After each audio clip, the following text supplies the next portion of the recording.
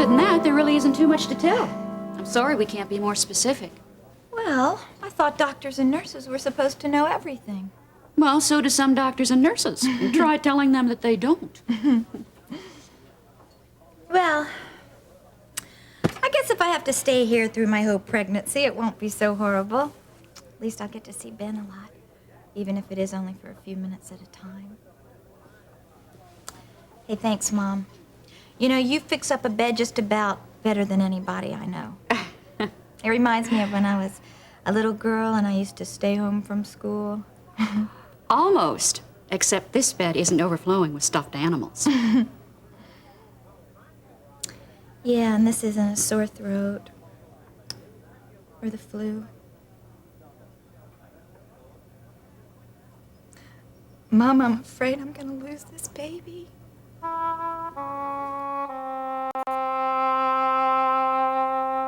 Who's next? Believe it or not. Hi. Hi. She waited her turn? Yep. And I'm expecting to go home this afternoon and find out I won the Irish sweepstakes. Do we have anything else pressing? Nothing.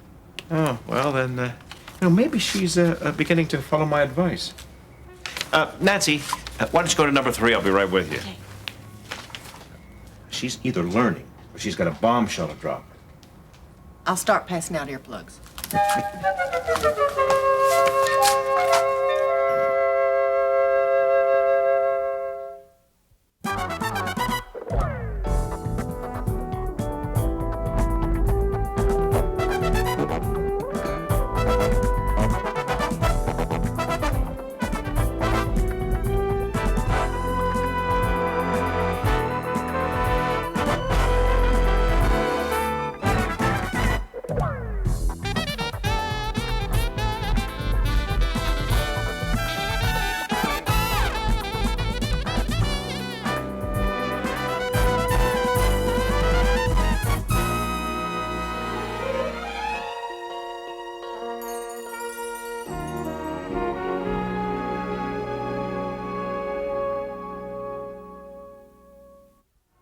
And when Mr. Carpenter came out, he just got furious and he threw me out. For no reason, he just fired me. Without giving you any reason? None. The only thing I can think of is that maybe he invested in the Canterbury office complex and he somehow blames me. I mean, after all, I was wrongly implicated in all that by the Chronicle. It's by my daughter, to be exact. Well, I don't blame her exactly. I blame the managing editor of that scandal sheet. Well, that's not what you were screaming a couple days ago. Well, that was an unfortunate misunderstanding that I think we ought to forget. Well, what am I going to do? If people are going to believe stories like that, I'll never get a job. Well, unfortunately, Nancy, your reputation may make that difficult, but that's still no excuse for not trying. Well, then, Charles, I mean, Mr. Carpenter, he knows everybody in Kingsley. All he has to do is make a phone call, and that's that. Yeah, but even for jobs like waitressing or domestic help? Dave, waitressing? Come on, that's so demeaning. But it's work. Remember what I told you. There's dignity in any job. Yeah, I remember. Now, look, if you want my help, you're going to have to play by my rules. My next rule is for you to march right back down to that agency and see what else is available. Well, they're closed in 10 minutes. Okay, then first thing tomorrow morning. Now, if that's it. Well, Dave, I don't suppose that you're free for dinner tonight. You don't suppose correctly. Oh, but Kate? Yeah, some other time?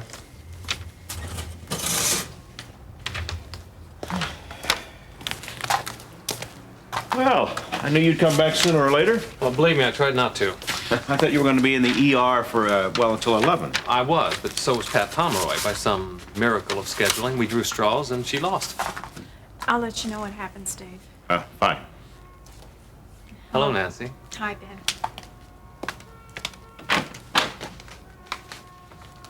Don't ask. Ben, I'm really glad that the operation went well. I think you two ought to celebrate. I'm way ahead of you. Yeah, from that look on your face, I can tell that. May I ask what you two are going to do? Well, Lori doesn't know a thing about it, but... Well, Telephone. right. Well, I bet she'll appreciate that. Excuse me. Well, I've never exercised such grace and originality in arranging a dinner at the hospital for two. Dr. Phillips. Yes, this is Amber. Amber? Well, hello. I'd like to talk to you. Meet with you somewhere tonight, if possible. Well, yes, of course, but it'll have to be after dinner. That would be fine. I'd prefer it if we didn't meet here. Maybe at the clinic. Well, sure. 7:30? 7:30. Do you know where it is? Hello?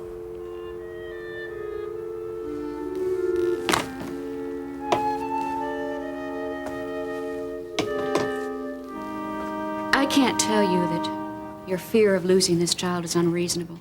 I mean, after all the experiences you've gone through. But both you and the baby are being closely monitored. And your chances of a normal, safe delivery are very good because of that. I'll bet you're counting your blessings that you had an easier time of it with Peter and me, huh? Well, it was easier physically, yes. I was an emotional wreck, though, especially with you. Yeah? You know, I think a certain amount of what you're feeling, you'd feel even if you didn't have these problems with your pregnancy. That's normal for a first-time mother. Really? You know, I remember one day when I couldn't feel you move. But I didn't want to let it bother me. So by mid-afternoon, though, I was frantic with 1,000 horrible thoughts of what I thought had happened going through my head. But, Mom, you were a nurse. That's why the thoughts were so horrible. But I didn't want to call the doctor, so I waited until your father got home, and I made him take me to the hospital. So what did he think? That I was crazy. But that didn't stop him from running 2 red lights getting me there. Oh, no, that sounds like Dad. Anyway, he practically carried me into the emergency room. And just as the nurse asked me what the matter was, you gave me the most tremendous kick. Oh, no! Perfect timing. As usual. Anyway, when I didn't say anything, your father started to. And I took my hand and I put it over his mouth and I told the nurse, we're just practicing. Oh, gosh, poor Dad. Lori, he was furious. Well, I don't blame him. And he never really believed anything I had to tell him about the pregnancy after that. But fortunately, you were born only 2 weeks later. Well, I am surprised that you convinced him to take you to the hospital even then. When my water broke, he stopped arguing. Ah, yes, and he drove through 2 red lights again, just to get there. 3. You know, on my wedding day, when I was in the reception line, I can remember looking over at him and thinking, I can't wait to see him holding my child, to see him being a grandfather. I guess in a way it was like imagining him holding me as a baby. He looked forward to doing that someday. Ooh, I guess I feel a little cheated that he won't get to. And I know that's wrong, and I'm not going to dwell on it, but I can't help feeling that. You know, we can at least be grateful that what we had in him was the best. Maybe it was a shorter time than most people's experiences, but it was a richer and a fuller one. I don't mean to be cruel, because I'm glad things worked out for Russ. He got what he deserved. Should I get out my notepad and take down your version? No, I don't think so. I don't think that'd be too smart. This hasn't been one of my best days. Any particular reason it's been such a bad day? Just one. I lost my job. Oh, Peter. Don't worry about it. See, with all the financial problems down there at Prescott Development, they couldn't afford to keep me on. Me and about 90% of the other people, so, I figure in about 26 years or so, when the whole place is back on its feet again, then they'll hire me first. Well, maybe it's a blessing in disguise. To paraphrase an old friend, your loyalty to your long-term goals is much more important than your obligation to pay your bills. You wanna run that by me again? Excuse the sloppy syntax. Peter, you've been itching to get into journalism. And the summer's young and you're suddenly available. Let me see what I can do about getting you a job on the Chronicle. Oh, look, there's Dad. Hi. I better be going. Peter, no, don't leave on my account. No, it's okay. I don't want to take any more time from my business manager here. Later. Business manager?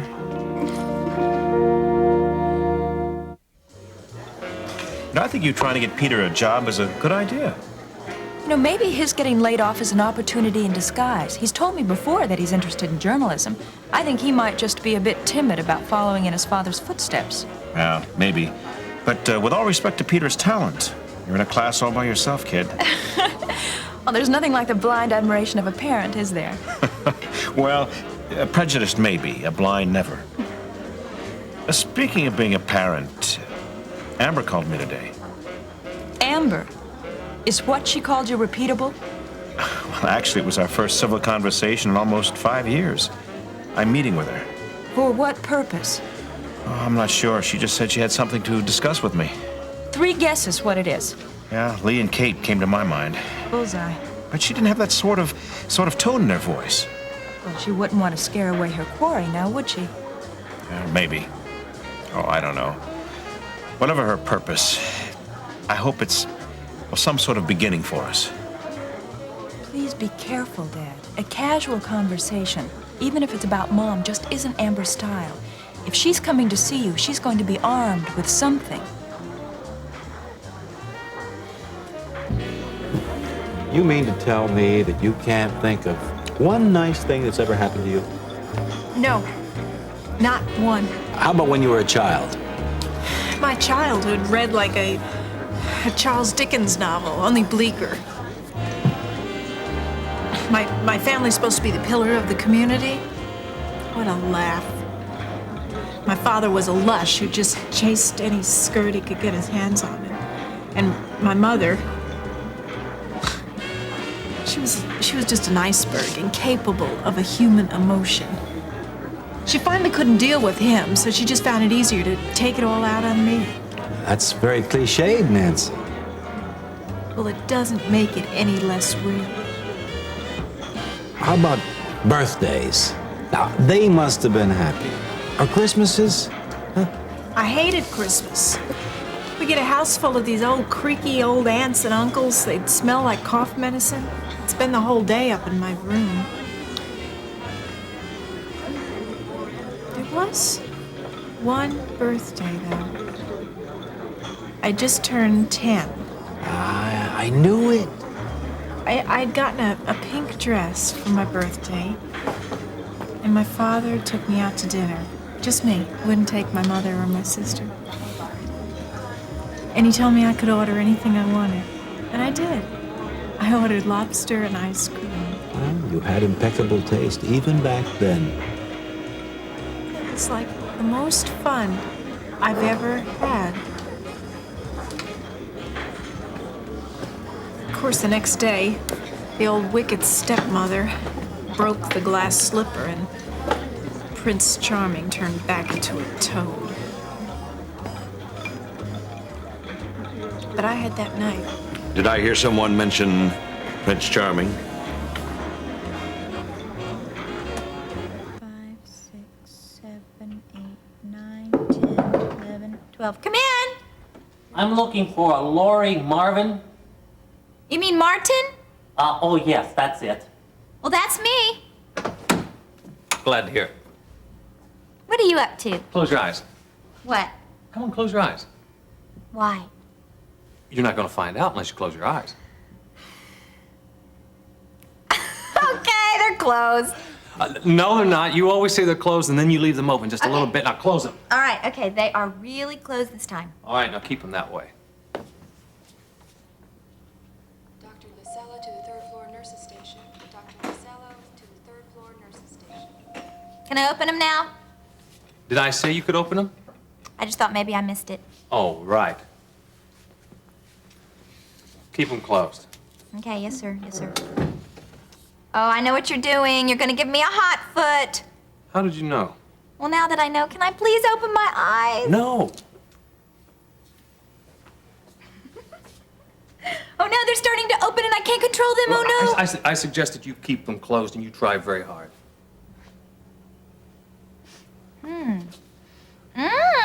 Something smells good. It's my new aftershave. Oh, well, your new aftershave smells an awful lot like duck? In orange sauce? Yes! Okay, you can open them. Ben, I don't believe I don't know. Maybe a hot foot was a better idea. No. Oh, thank you. Thank you. Well, I know there are easier ways to say I love you, but I don't know. None of them seem special enough. Look at the rose. Oh, if Madame will permit me, Oh, the waiter will come back and serve you. But first we have duck l'orange flambé, minus the flambé hospital regulations. Oh, yes, I understand. New potatoes, delicately sautéed in butter, and the lightest chocolate mousse ever made outside of the French Republic. This should be covered. It floats away. This is wonderful. This is wonderful. Wait. I forgot something. Well, I can't imagine what.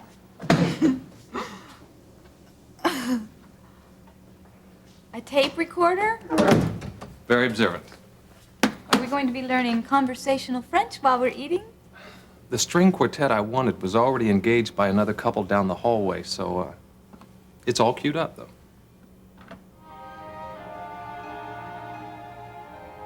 Come here, you.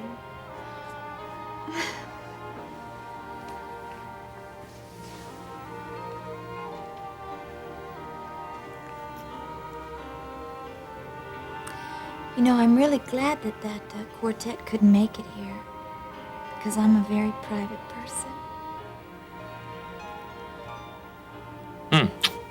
There's one more thing. The card shop was closed, so I had to kind of improvise. Here. So you made a card out of physician's orders sheets. Clever, huh? Now, that one right there is me, and this little cute one with the protruding belly Is E.T. It's you. Thanks a lot. Read it. I think I'm almost afraid to. Well, here, let me. Ready? Yes, I'm ready. Roses are red. Roses are red. Yeah. Violets are blue. I don't have much money. But this much is true. I do have a wife who gives me much joy. And soon she will give me a girl or a boy. Excuse me, I think I'm gonna throw up. No. No, it's cute. It sounded so much better earlier. Well, it sounds perfect now. Do you ever stop and think how blessed we are? All the time.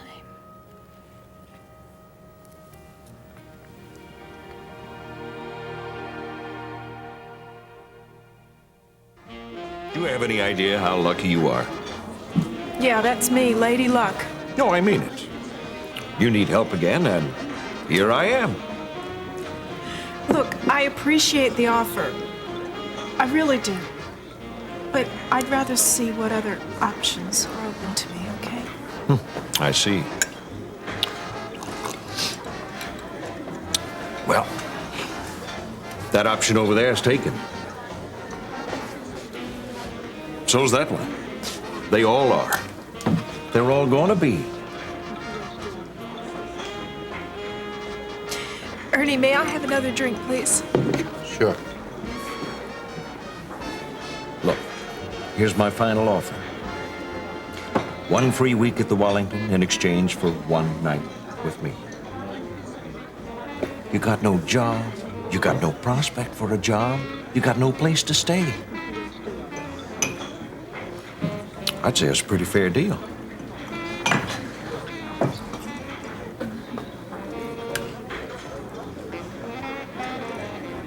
I'm hungry. May I have something to eat first? Hey, Jacko, bring that drink over to our table, along with the menu.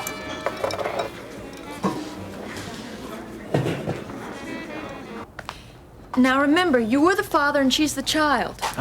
I've always had a sneaking suspicion that Amber resented that arrangement right from the start. She resents any situation where she doesn't have the upper hand. Well, then she shouldn't resent this one. Even if that were true, and it isn't, the trick is not to let her know. Good luck. Thank you, honey. If you, need to talk later. Okay. Good night. Bye-bye.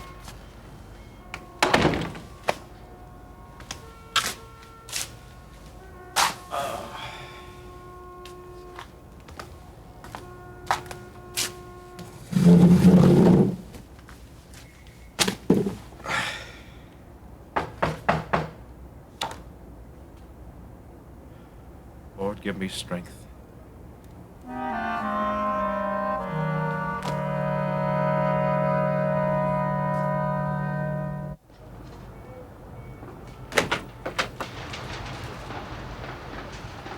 Hello. Dave? Please, come in. Thank you.